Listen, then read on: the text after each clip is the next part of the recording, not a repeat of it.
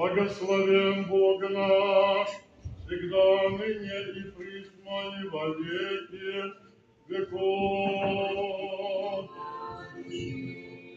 Слава Тебе, Боже наш, слава Тебе, Царю небесный, утешителю души истины, и жертвен небесный, и вся исполняй сокровище благих и жизни подателю,